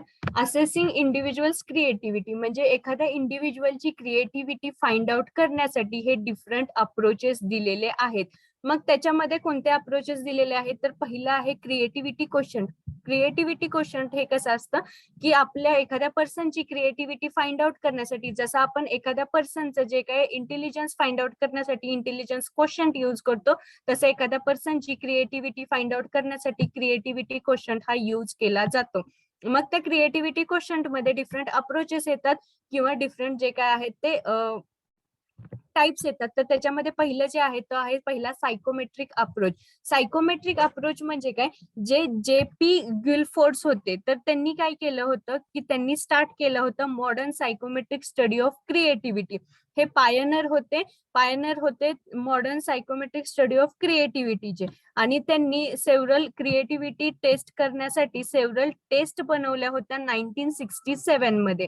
मग त्यातली जी पहिली taste होती creativity check करण्यासाठी, तर ती होती plot titles. मग ते प्लॉट टायटल्स करण्यासाठी तर आपल्याला काय केलं जातं, म्हणजे जे काही पार्टिसिपंट्स असतील त्यांच्यातल्या प्रत्येक इंडिव्हिज्युअलची क्रिएटिव्हिटी चेक करण्यासाठी त्यांना एक डिफरंट प्लॉट्स दिले जातात किंवा पॅरेग्राफ्स दिले जातात. तर त्याच्या अकॉर्डिंग त्यांना जे काय त्याचं ओरिजिनल टायटल आहे ते फाइंड आउट करायचं असतं किंवा त्यांना ते राईट डाऊन करायचं असतं किंवा त्यांच्या क्रिएटिव्हिटीच्या अकॉर्डिंग ते पॅसेज वाचून किंवा ते प्लॉट वाचून त्यांना त्याचं जे काही हेडिंग आहे किंवा टायटल आहे ते त्यांना प्लॉट करायचं असतं किंवा द्यायचं असतं. त्याच्यानंतर याच्यावरून त्यांची क्रिएटिव्हिटी काय आहे ही जज केली जाते किंवा टेस्ट केली जाते. दुसरं यातलं आहे पॉइंट, तो आहे क्विक रिस्पॉन्सेस. क्विक रिस्पॉन्सेस म्हणजे काय असतं की आपण एखादा गेम खेळत असताना आपण एखादा वर्ड बोलला की आपल्या समोरच्यानी किंवा आपल्यासोबत जो पार्टिसिपंट आहे त्याला within a fraction of second दुसरा कोणता पॉइंट आठवतो किंवा दुसरा कोणता त्याच्याशी रिलेटेड रिस्पॉन्स आठवतो हे त्यांनी बोलून दाखवायचं असतं आणि त्याच्यावरून आपण एक टाईपची क्रिएटिव्हिटी ही फाइंड आउट करू शकतो. मग त्याच्या अकॉर्डिंग आपल्याला क्विक रिस्पॉन्सेस हे भेटत असतात. मग क्विक रिस्पॉन्सेस साठी आपण काय करू शकतो की त्याच्यामध्ये वर्ड्सचं असोसिएशन करू शकतो. म्हणजे फॉर एक्झाम्पल तुम्ही आणि मी जर हे क्विक रिस्पॉन्सेस क्रिएटिव्हिटीचा जर हे टेस्ट देत असेल तर ह्या टायमिंगला काय करायचं असतं, मी जर एखादा वर्ड बोलले तर त्याच्याशी रिलेटेड तुम्हाला जो पटकन वर्ड आठवतो तो तुम्ही बोलला पाहिजे. त्याच्यावरून जे काय तुमची क्रिएटिव्हिटी आहे ती फाइंड आउट केली जाते आणि त्याच्यावरून तुम्हाला स्कोरिंग देऊन तुमची क्रिएटिव्हिटी ही जज केली जाते. त्याच्यानंतर यातली तिसरी जी टेस्ट आहे ती फिगर कन्सेप्ट. फिगर कन्सेप्ट म्हणजे काय, तुम्हाला एखादं जे काय आहे ते सिम्पल ड्रॉइंग्स ऑफ ऑब्जेक्टिव्ह दिले जातात. इंडिव्हिज्युअल्सना त्याच्यातल्या क्वालिटीज फाइंड आउट करण्यासाठी सांगितलं जातात, फीचर्स फाइंड आउट करण्यासाठी जातात आणि त्याच्या अकॉर्डिंग तुमची जी काय क्रिएटिव्हिटी आहे ती चेक केली जाते किंवा ती जज केली जाते. त्याच्यानंतर नेक्स्ट जी स्टेप आहे ती अनयुज्युअल युजेस. अनयुज्युअल युजेस म्हणजे काय की याच्यामध्ये सांगितलेलं आहे जसं आपण ब्रिक्स हे बिल्डिंग बांधण्यासाठी युज करतो, म्हणजे विटा आपण बिल्डिंग बांधण्यासाठी युज करतो, तर त्याचा अनयुज्युअल युजेस म्हणजे त्याचे रॅदर दॅन दॅट म्हणजे आपण बिल्डिंग बांधण्यासाठी तर ते युज करतो तर ते त्याचं युज्युअल यूज झालं. मग अनयुज्युअल यूज म्हणजे काय, त्याच्यापेक्षा सोडून दुसऱ्यासाठी आपण ब्रिक्स कशासाठी युज करू शकतो, तर हे जे कोण सांगेल किंवा त्याच्यामध्ये जे काही क्रिएटिव्ह आयडियाज येतील तर तो पर्सन हा क्रिएटिव्ह इन नेचर असतो. त्याच्यानंतर जे काय आहे ते आहे रिमोट असोसिएशन. रिमोट असोसिएशन म्हणजे काय की आपल्याला एखादं दोन वर्ड्स मधलं कनेक्शन फाइंड आउट करायचं असतं किंवा दोन सेंटेन्सेस मधलं कनेक्शन फाइंड आउट करायचं असतं. म्हणजे फॉर एक्झाम्पल इथं आता एक एक्झाम्पल दिलेलं आहे, हँड मध्ये गॅप दिलेला आहे म्हणजे तिथे तुम्हाला फिल इन द ब्लँक्स दिलेला आहे आणि लास्टचा जो वर्ड आहे तो कॉल. मग हँड आणि कॉल मधला तुम्हाला रिलेशन क्रिएट करायचं आहे त्याच्यामध्ये अप्रोप्रिएट वर्ड यूज करून. तर याच्यावरून पण तुमची क्रिएटिव्हिटी ही जज केली जाते किंवा आयडेंटिफाय केली जाते. त्याच्यानंतर जे आहे ते आहे रिमोट कॉन्सिक्वेन्सेस. रिमोट कॉन्सिक्वेन्सेस म्हणजे काय की तुम्हाला एखादी जे तुमचे रेग्युलर प्रॉब्लेम्स असतात किंवा जे काही कॉन्सिक्वेन्सेस असतात, इश्यूज असतात ते सोडून जे काही दुसरे इश्यूज असतील तर ते इश्यूज दिले जातात आणि त्याच्या रिलेटेड जे काही त्याचे डिफरंट कॉन्सिक्वेन्सेस किंवा डिसएडव्हान्टेजेस आहेत ते तुम्हाला सांगायला सांगितले जातात किंवा फाइंड आउट करायला सांगितले जातात आणि त्याच्यावरून तुमची क्रिएटिव्हिटी जी आहे ती जज केली जाते किंवा मेजर केली जाते. म्हणजे त्याच्यामध्ये काय असतं की लॉस ऑफ ग्रॅव्हिटी, ग्रॅव्हिटीचा लॉस किंवा ग्रॅव्हिटीचे कॉन्सिक्वेन्सेस, ग्रॅव्हिटीचे डिसएडव्हान्टेजेस कोणते कोणते आहेत हे तुम्हाला सांगता आले पाहिजेत. त्याच्या अकॉर्डिंग तुमची क्रिएटिव्हिटी जी काय आहे ती जज केली जाते. त्याच्यानंतर जे गिलफोर्डचं वर्क होतं तर त्याच्यावरती डिपेंडिंग असं टॉरेन्सनी एक टॉरेन्स टेस्ट ऑफ क्रिएटिव्ह थिंकिंग हे त्यांनी 1966 मध्ये बनवलं होतं आणि त्याच्या अकॉर्डिंग प्रॉब्लेम सॉल्व्हिंग स्किल्स जे आहेत आणि त्याला आपण स्कोरिंग कसं करू शकतो तर हे त्यांनी सांगितलं होतं. मग त्याच्यामध्ये पहिलं जे येतं ते फ्लुएन्सी येते. फ्लुएन्सी म्हणजे काय की तुमच्यामध्ये वर्ड्सची फ्लुएन्सी असली पाहिजे, तुमची स्पीकिंगची फ्लुएन्सी असली पाहिजे. मग ते तुम्ही इंटरप्रिटेबल कसं करता म्हणजे टोटल नंबर ऑफ इंटरप्रिटेबल, मिनिंगफुल आणि रिलिव्हंट आयडियाज कशा तुम्ही जनरेट करता किंवा तुम्ही एखाद्या गोष्टीला स्टिम्युलसला रिस्पॉन्स कसा करता याच्यावरून तुमची फ्लुएन्सी ही जज केली जाते. त्याच्यानंतर जे दुसरं आहे तर त्याच्यामध्ये होतं ओरिजिनॅलिटी. ओरिजिनॅलिटी म्हणजे काय की एखाद्या स्टॅटिस्टिकल रॅरिटी असेल रिस्पॉन्सेसची तर त्याच्यामध्ये ते सब्जेक्टची ओरिजिनॅलिटी चेक केली जाते, त्याच्यावरून पण तुमची क्रिएटिव्हिटी ही जज केली जाते. त्याच्यानंतर जे दुसरं आहे एलॅबोरेशन. एलॅबोरेशन म्हणजे काय करायचं की तुम्हाला डिटेल्स दिल्या जातील, amount of details in the responses. म्हणजे तुम्हाला एखादा प्रॉब्लेम सांगितलं जाईल त्याच्यावरती तुम्हाला एखादं सोल्युशन इलॅबोरेट करायचं आहे म्हणजे ते तुम्हाला त्याच्यावरती डिटेल्स द्यायचे आहेत त्या सोल्युशन्सचे. तर याच्यावरून तुमची क्रिएटिव्हिटी जज होते. त्याच्यानंतर दुसरं जे अप्रोच आहे ते आहे social personality approach. Social personality approach म्हणजे काय की याच्यामध्ये रिसर्चर्स काय सांगतात की सोशल पर्सनॅलिटी जे आहे म्हणजे आपण सोसायटीमध्ये कसं बिहेव्ह करतो किंवा सोशल कंडिशन्स मध्ये आपली पर्सनॅलिटी कशी रिस्पॉन्ड करते तर याच्यावरून आपले जे काय क्रिएटिव्हिटी मेजरमेंट याच्यावरून आपली केली जाते. मग त्याच्यासाठी आपली पर्सनॅलिटीचे ट्रेट्स 5 आहेत. पर्सनॅलिटीचे ट्रेट्स जे काय 5 आहेत ते आहेत ओशियन मॉडेल. ओशियन मॉडेल म्हणजे काय म्हणतो आपण त्याला, ओपननेस टू एक्सपिरियन्स, सी म्हणजे कॉन्शियसनेस, ई म्हणजे एक्स्ट्राव्हर्जन, ए म्हणजे ऍग्रीएबलनेस आणि एन म्हणजे न्यूरोटिसिझम. तर हे जे 5 पर्सनॅलिटी ट्रेट्स असतात त्याच्यावरून तुमची पर्सनॅलिटी ही जज केली जाते. तसंच हे पर्सनॅलिटी ट्रेट्स जे आहेत तर इथं हे तुमची सोशल पर्सनॅलिटी अप्रोच टेस्ट करण्यासाठी तसेच इथं एक डिफरंट पर्सनॅलिटी ट्रेट्स यूज केलेले आहेत. मग त्याच्यामध्ये तुमचं इंडिपेंडन्स, जजमेंटसाठी तुमचा इंडिपेंडन्स किती आहे, म्हणजे कोणतीही गोष्ट जज करण्यासाठी तुम्ही स्वतः डिसिजन्स घेता की तुमचे डिसिजन्स हे दुसऱ्यांवरती डिपेंड आहेत. तर हे त्याच्यावरून चेक केलं जातं. त्याच्यानंतर दुसरं आहे सेल्फ कॉन्फिडन्स. तुमच्यामध्ये कॉन्फिडन्स किती आहे, ओव्हर कॉन्फिडन्स आहे की सेल्फ कॉन्फिडन्स आहे हे चेक केलं जातं. त्याच्यानंतर अट्रॅक्शन टू कॉम्प्लेक्सिटी. कॉम्प्लेक्सिटी म्हणजे काय की जर तुमच्यामध्ये जास्तीत जास्त कॉम्प्लेक्सिटी असेल तर तुम्ही क्रिएटिव्ह होऊ शकत नाही. जर तुमच्यामध्ये लेस कॉम्प्लेक्सिटी असेल तर तेवढे जास्त तुम्ही क्रिएटिव्ह इन नेचर बनू शकता. त्याच्यानंतर अस्थेटिक ओरिएंटेशन. अस्थेटिक ओरिएंटेशन म्हणजे काय की तुम्ही एखाद्या गोष्टीचं ओरिएंटेशन कोणत्या वे मध्ये करता किंवा त्याचं सोल्युशन कशा वे मध्ये फाइंड आउट करता, तुम्ही क्रिएटिव्ह वे मध्ये कोणत्या गोष्टी करता, तर हे त्याच्यामध्ये फाइंड आउट केलं जातं. त्याच्यानंतर risk taking. Risk taking are used as major. म्हणजे हे जे डिफरंट ट्रेड्स आहेत, independence of judgement, self confidence, attraction to complexity, aesthetic orientation आणि रिस्क टेकिंग, हे जे पर्सनॅलिटी ट्रेड्स आहेत हे यूज केले जातात किंवा हे यूज केले जातात तुमची जे काही क्रिएटिव्हिटी आहे इंडिव्हिज्युअलची ते मेजर करण्यासाठी. त्याच्यानंतर जे ग्रेगरी फेस्ट होते तर त्यांनी काय सांगितलं की जे क्रिएटिव्ह पीपल होते तर ते ओपन टू न्यू एक्सपिरियन्स, म्हणजे ओपननेस टू एक्सपिरियन्स जे असतं ओशियन मॉडेल मधलं, पर्सनॅलिटी डेव्हलपमेंटच्या ओशियन मॉडेल मधलं ओ जे आहे, ओपननेस टू एक्सपिरियन्स, म्हणजे नवीन गोष्टी एक्सपिरियन्स करण्यासाठी तो पर्सन नेहमी तयार असतो किंवा ओपन नेचरचा असतो, म्हणजे तो एक्स्ट्रोवर्ट नेचरचा असतो.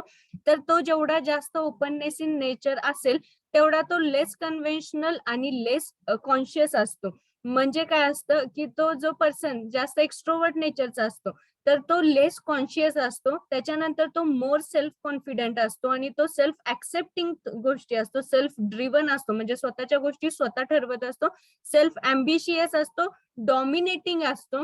त्याच्यानंतर तो हॉस्टाईल असतो आणि तो इम्पल्सिव्ह इन नेचर असतो. त्याच्यानंतर openness, consciousness, self acceptance, hostility and impulsivity had the strongest effects on the of the traits listed. म्हणजे हे या ज्या गोष्टी आहेत त्याचा तुमची क्रिएटिव्हिटी फाइंड आउट करण्यासाठी इम्पॉर्टंट रोल ह्या गोष्टी प्ले करत असतात. त्याच्यानंतर जे काय ऍज कम्पेअर, म्हणजे जसं आपण कम्पॅरिझन करतो, एखादा आर्टिस्ट असतो त्याच्या बरोबर जर आपण एखादा नॉन आर्टिस्ट पर्सनला जर आपण कम्पेअर केलं तर त्या टायमिंगला काय असतं, जो नॉन आर्टिस्ट पर्सन असतो तर तो लोअर लेवल्स ऑफ ओपननेस मध्ये असतो, त्याच्यामध्ये हायर लेवल्स ऑफ कॉन्शियसनेस असतो. तसंच जो काय आर्टिस्ट पर्सन असतो तर त्याच्यामध्ये higher levels of openness to experience असतं आणि लोअर लेवल्स ऑफ कॉन्शियसनेस असतं. त्याच्यानंतर सायंटिस्ट काय सांगतात की जो पर्सन ओपननेस टू एक्सपिरियन्स, म्हणजे जो एक्स्ट्रोवर्ट नेचरचा असतो, जो कोणत्याही गोष्टी एक्सपिरियन्स करण्यासाठी तयार असतो, तर तो conscious and higher in confidence असतो, डॉमिनन्स फेसेट्स असतो of extroversion compared to non scientist. म्हणजे जे सायंटिस्ट लोक असतात तर ते काय असतात, ओपननेस टू एक्सपिरियन्स असतात, जास्त कॉन्शियस नेचरचे असतात, हायर इन दी कॉन्फिडन्स असतात, ते डॉमिनेटिंग नेचरचे असतात, एक्स्ट्रावर्जनचे असतात ऍज कम्पेअर टू जे नॉन सायंटिस्ट लोक असतात त्यांच्या कम्पॅरिझन मध्ये. तर हे होतं दुसरं अप्रोच, सोशल पर्सनॅलिटी अप्रोच. त्याच्यानंतर तिसरं जे अप्रोच आहे ते आहे self report questioners. Self report questioners म्हणजे काय की आपण स्वतःची क्रिएटिव्हिटी फाइंड आउट करण्यासाठी आपण एखाद्या गोष्टीचा सर्वे करत असताना आपण क्वेश्चनरी बनवतो. तर ते तसंच क्वेश्चनरी बनवण्यासाठी आपण काय करायचं की स्वतःचा सेल्फ रिपोर्ट, म्हणजे स्वतःची क्रिएटिव्हिटी फाइंड आउट करण्यासाठी आपण स्वतःसाठीच एक क्वेश्चनरी बनवायची. Then these methods use quantitative characteristics such as the number of publications, patents or performance of a work.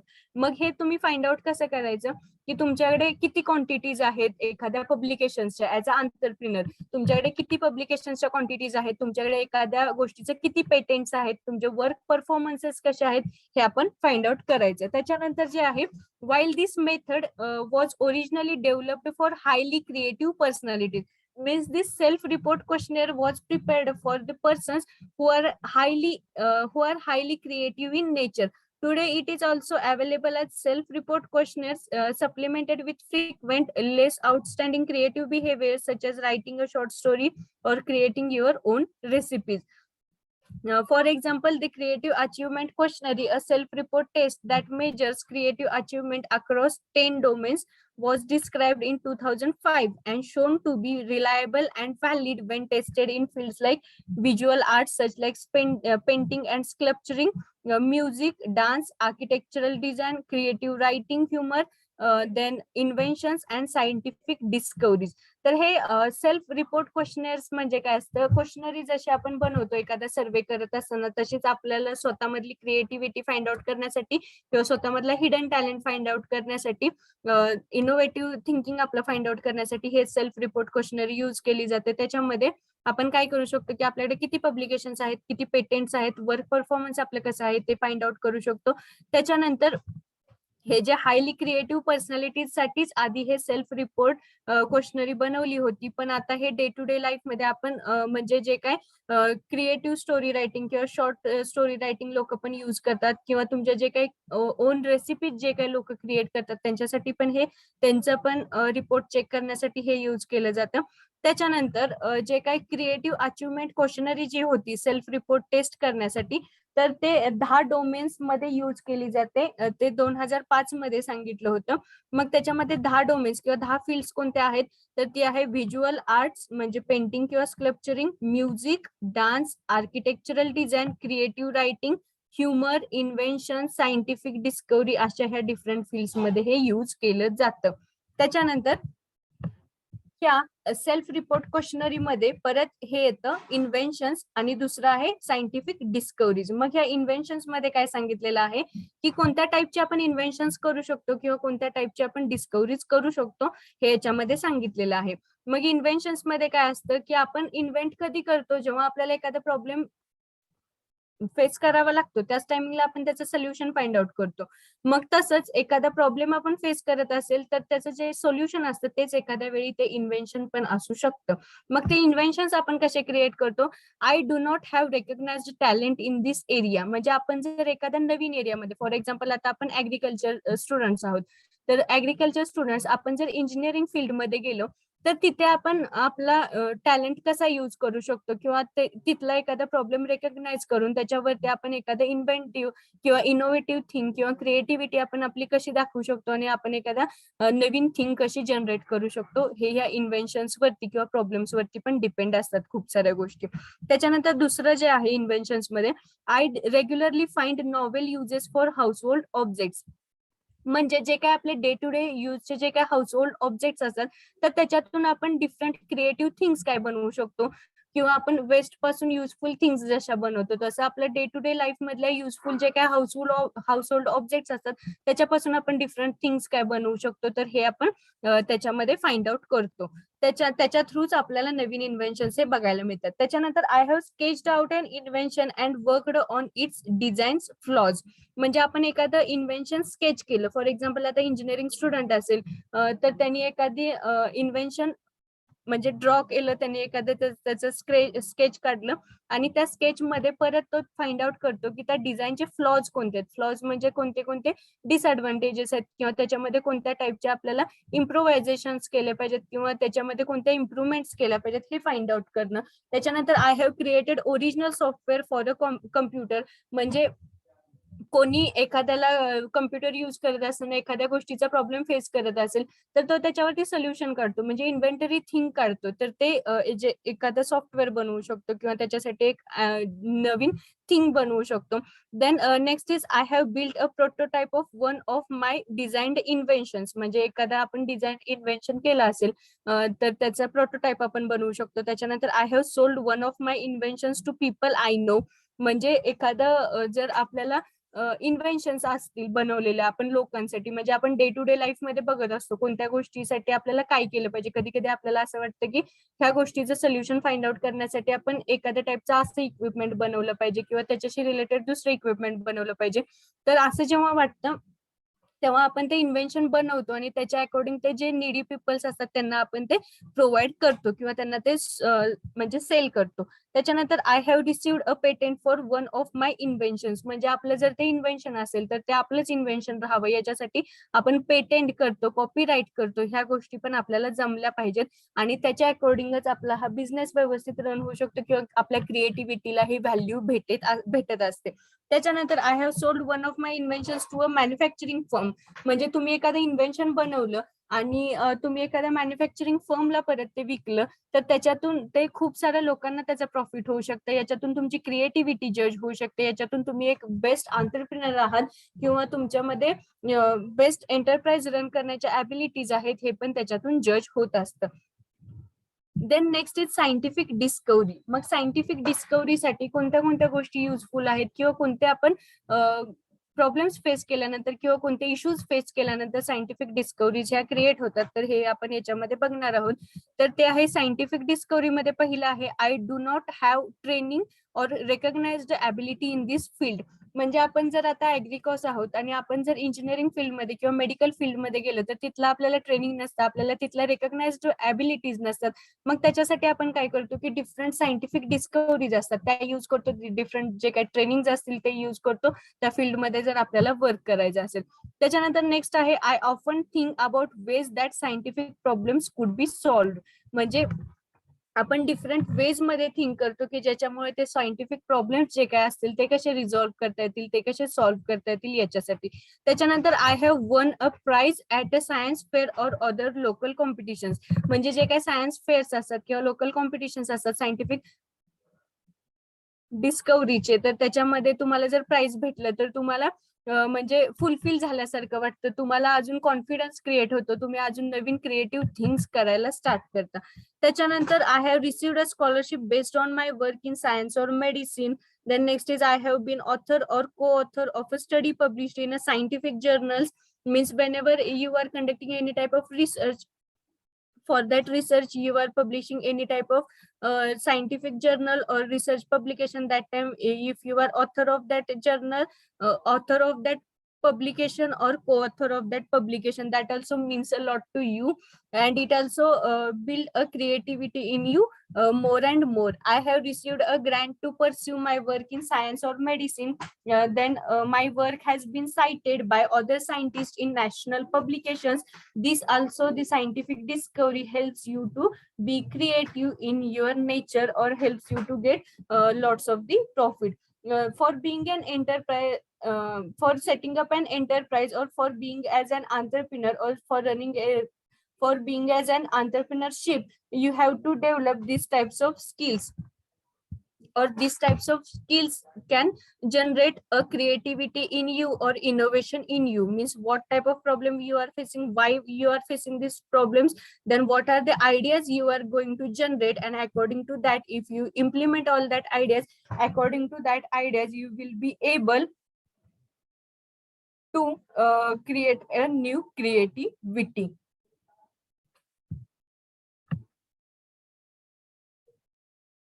So this was all about today, means exercise on creativity and all. So understood all the things?